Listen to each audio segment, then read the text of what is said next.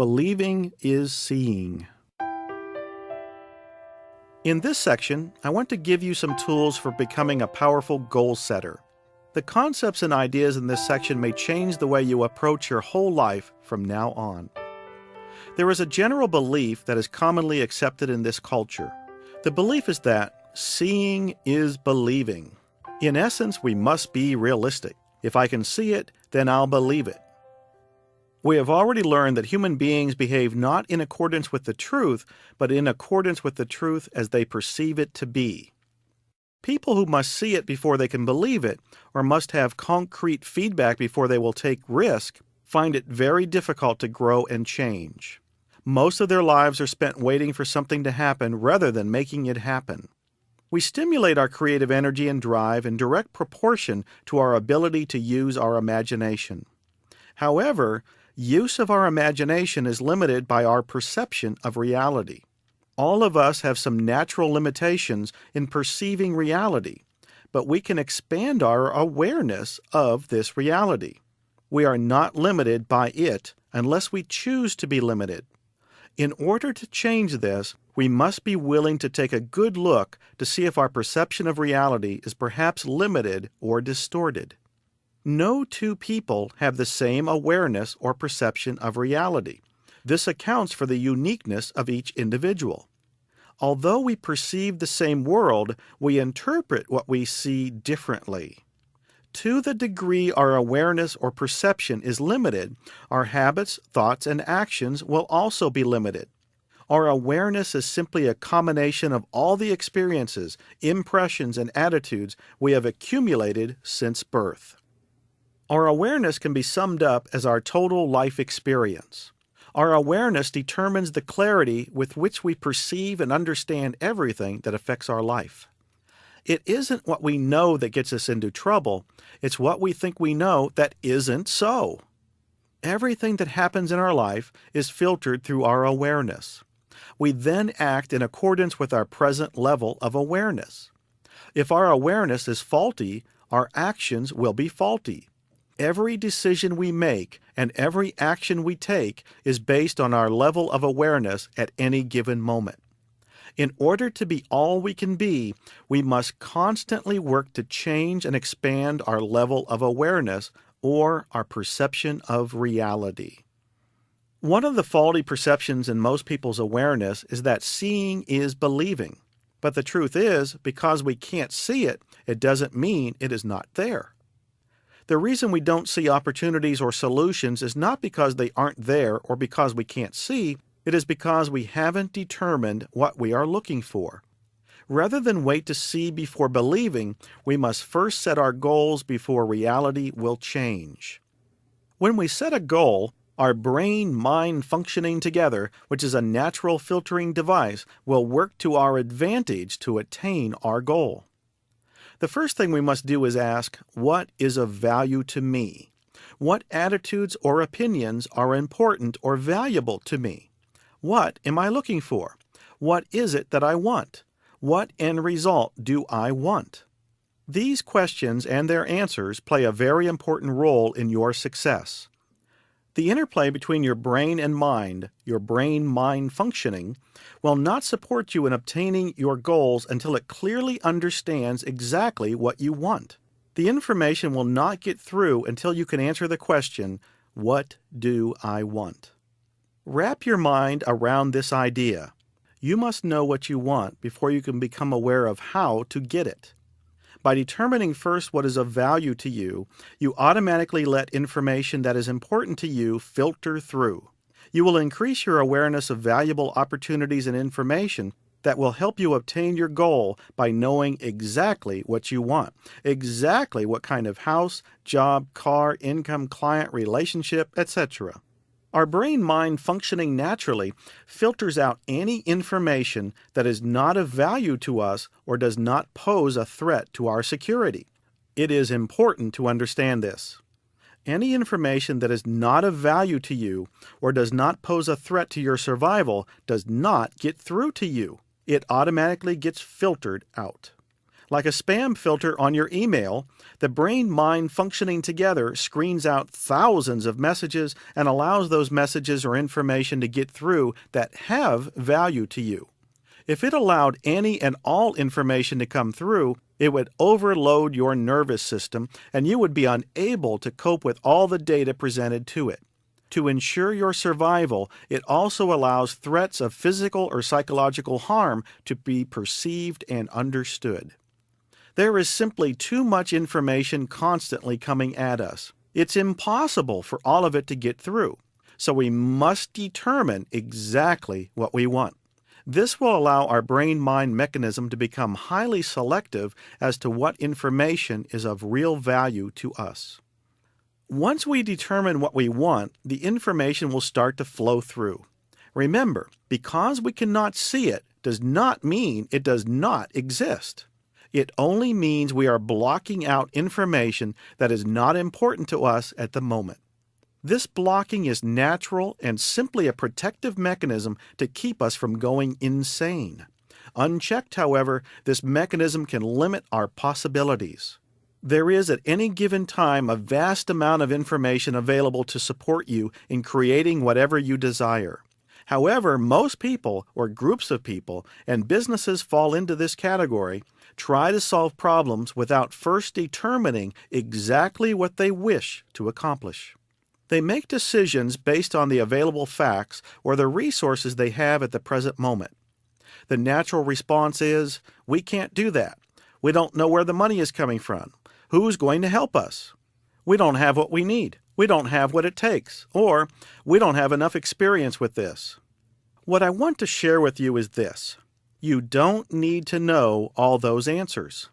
In fact, if you did have the answers to all those questions, that information would, in the present moment, probably work against you.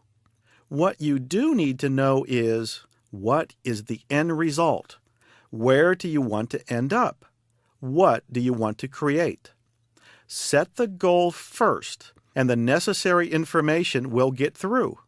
Having all the information first without the goal only confuses the mind and works against you.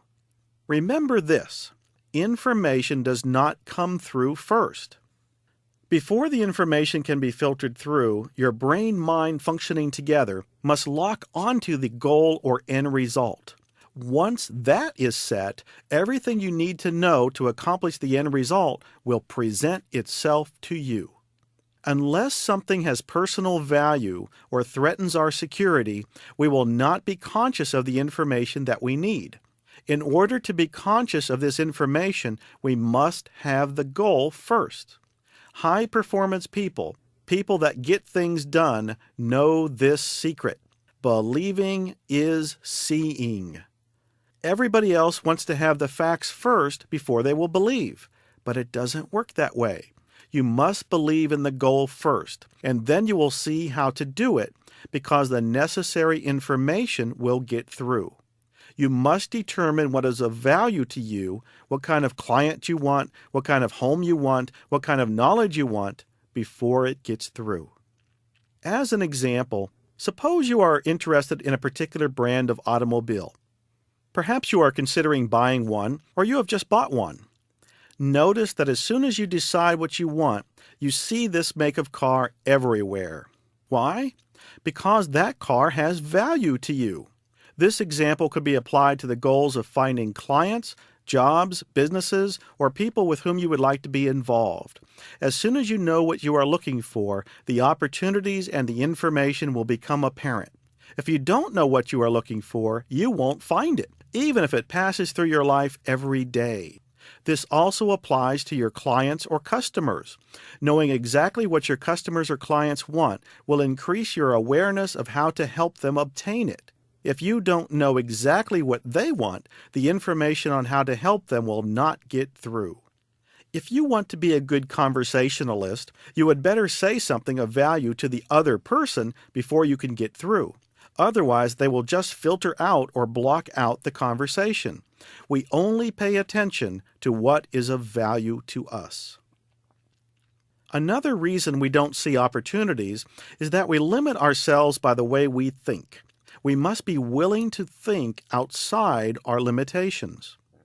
We often feel uncomfortable psychologically when we experience contradictory or conflicting opinions, beliefs, or attitudes at the same time.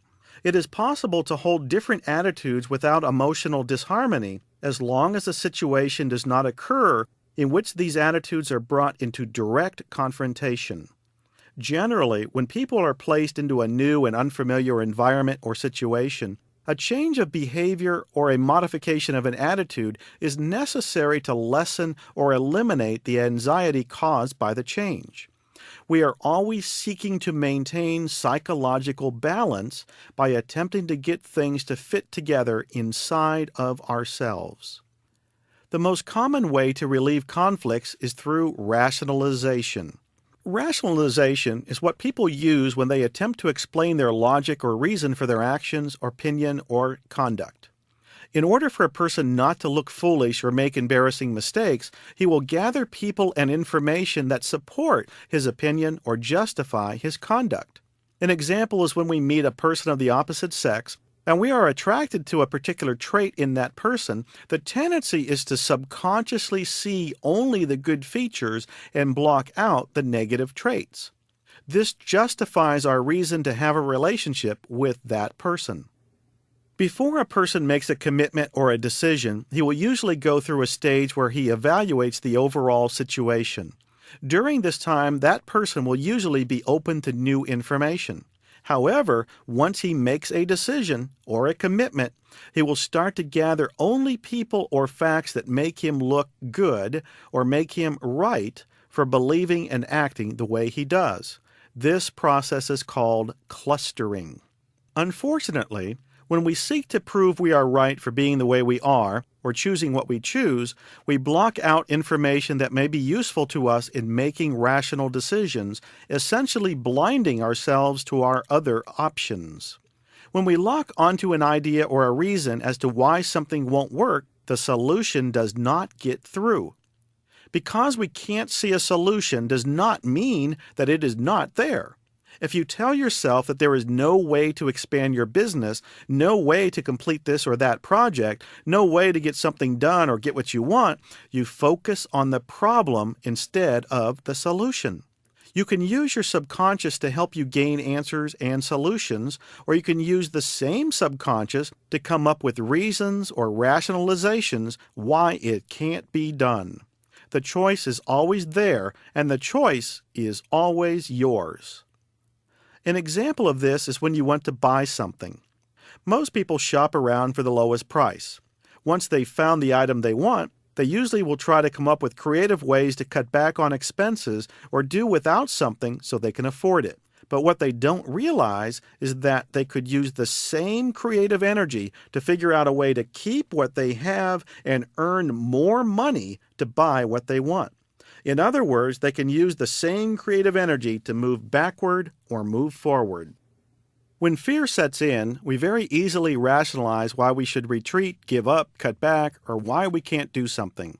Are you using your energies trying to figure out what things aren't available to you or can't happen for you, or are you putting your energy into how you can make them happen? Another reason we see problems and failures instead of solutions or opportunities is because we do not feel worthy of being, doing, or having the things we truly desire. The problem is that we can only attract that which we feel worthy of. The greater your feelings of self-worth, the higher the value you have of yourself, the more options you have, and the more risks you can take. The better you think of yourself, the more others will want to be part of your life. They will want to be your client, your customer, or your friend. A person with a strong sense of self-worth says, "I can handle anything. I don't know how to handle it yet, but I didn't need to know how to do this until now. Now that it is here, the information will come through." Everything then becomes an opportunity to learn and do more. Sometimes the information we need will come through other people. It can come in the form of a suggestion or even a criticism. However, if we have poor self-esteem or self-worth, we will not be able to accept suggestions or handle criticism from others. Our response will be defensive, such as, "Why should I listen to my subordinates? Why should I listen to my children? What can they possibly know that I don't know? Why should I listen to my mate? I'm smarter than he or she is. But the error we make is this. When we accept only our opinion, we shut out everything else. Again, our self-esteem or self-worth is not strong enough to accept input from others. How many times have you said, "Don't tell me how to do it. I want to do it myself"? What you are really saying is, "I don't want you to show me, because then you will appear smarter or more intelligent than I am. Because I have low self-esteem, I have to look good all the time." We have to allow others to be our teachers. This doesn't mean we have to accept everything they say, but it is to our advantage to at least listen to them to see if what they have to say is of value. It doesn't matter who helps you or who shows you the way. The only thing that matters is the end result. A healthy response is, if you can show me how to get there easier, better, or faster, then I want to learn from you. When you are unable to figure out how to get what you want, it isn't because you're stupid. It's because you are conditioned not to see beyond your present level of awareness. In business, there is a tendency to lock on to approaches that are traditional. This is the way we have always done it. When we use that type of thinking and lock on to the way it was, we blind ourselves to the way it can be. So ask yourself these questions. What ideas, beliefs, or attitudes have I accepted? Is there an idea, opinion, or attitude that I have that is not supporting me in getting where I want to go, doing what I want to do, or being what I want to be? If there is, then you must be willing to let go of that idea, belief, or attitude and concentrate on the end result. You need to allow new information that will facilitate you in permitting the end result to get through. I want you to recognize that you don't need to know anything about a particular subject you want to learn or business you want to go into. Because you lack experience in something or weren't good in a certain school subject doesn't mean you are incapable of learning it. It just means that the information as to how to go about it wasn't of value to you in the past. But watch how the information comes pouring through now that you have clearly defined what you want. What I am leading you to is this. Once you decide on how you want to live, what you want your group to accomplish, or what you personally want to create, the process becomes exciting because the information will come through and you will go out and find a way to attain that goal. I also encourage you to not only make things happen for yourself, but also for your business, your company, your family, or any group you are working with. It isn't so much what you believe, but what you can get the people around you to believe. The key is getting others to believe they are far more capable than they think they are, and to get them to stop dwelling on their limitations, why something can't be done, or the way they acted in the past. You want them to begin focusing their attention on where they want to go or what they want to become. Once again, the end result is the only thing that counts. When you have an idea or belief and are seeking to create something that did not exist before, a new product, service, business, or whatever, your problem won't be your belief in the idea. It will be trying to convince those around you that it is possible. In order to get help and cooperation from others in reaching a goal, your biggest problem will be how to get others to believe in you. How can I get them to support me? This is the problem that every leader faces. It isn't so much a matter of what the leader believes, but rather what the leader can get the people around him or her to believe. We know that everyone acts in accordance with the truth as they perceive it to be. If their perception of reality is faulty, they will come up with logical reasons why it won't work, why it can't be done, why it's impossible, why it's too difficult to accomplish. Remember, they are not intentionally trying to sabotage you or hold you back. They are acting in accord with the truth as they perceive it to be. The challenge is how to lead people to believe that they can do more than they think they are capable of doing. Perhaps you can see that your children have potential, but it doesn't do you any good to see their potential if they can't see it. Perhaps you can see your employee's potential or your mate's